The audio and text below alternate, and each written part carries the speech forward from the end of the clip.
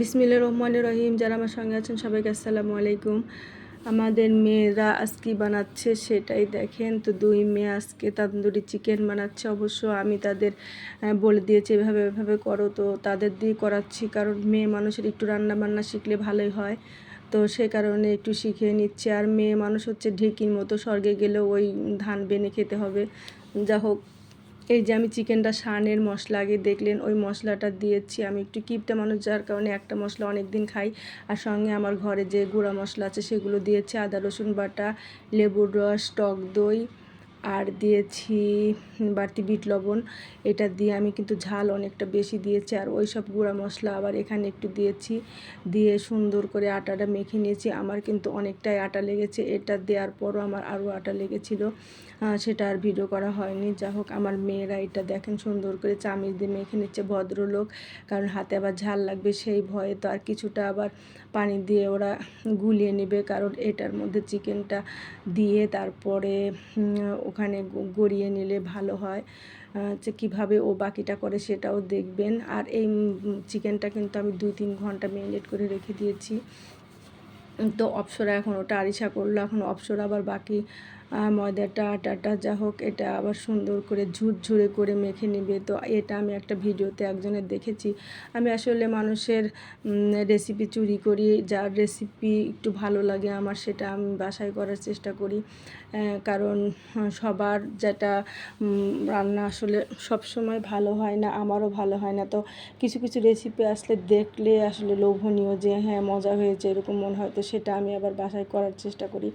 তো এই দেখেন চামিচ দিয়ে ভদ্রলোক করছে, কারণ হাতে আবার লাগতে পারে, কিন্তু না, ভদ্রলোকের জন্য না, কারণ হাত দিয়ে আসলে বেশি আরাম। বাঙালি মানুষ যেহেতু আমরা হাত দিয়ে কাজ করতে বেশি পছন্দ করি।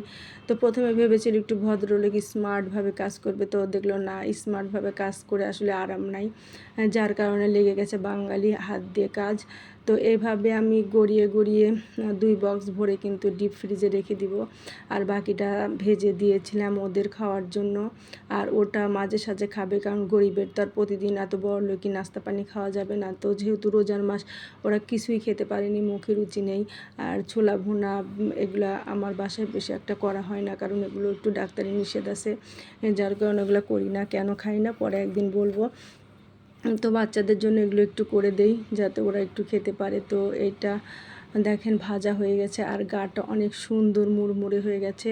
তবে আমার ভিডিওটা আসলে কালারটা অত ভালো আসে না, দেখতে যতটা ভালো ছবিতে ভালো আসে না। আমি নান রুটি বানিয়ে নিয়েছি 4টা।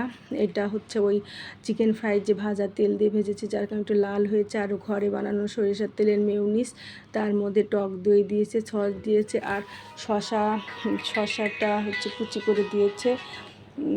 তো সেটা দিয়েই দেখেন মেয়েরা বানিয়ে ফেলেছে সুন্দর একটা সস। আর এইটা দিয়ে নান রুটি, এটা খেতে কিন্তু খুবই মজা লাগে। তো যারা আমার ইউটিউব চ্যানেলটি এখনও সাবস্ক্রাইব করেনি, প্লিজ একটু সাবস্ক্রাইব করবেন, করে আমার পাশে থাকবেন। আর মেয়েরা রোজার মাসে কিছুই খেতে পারে না, তার প্রমাণ দেখেন যে এই যে ওর বাবা অফিস থেকে যে নিয়ে এসেছে মিটিংয়ের খাবার দাবার, বিরিয়ানি, কাচ্চি বিরিয়ানি, কিছুই খেতে পারেনি। আমি এটা ডিপ ফ্রিজে রেখে দিয়েছি, যে যখন তাদের মুখে রুচি আসবে রোজার পরে তখনই বের করে দেব।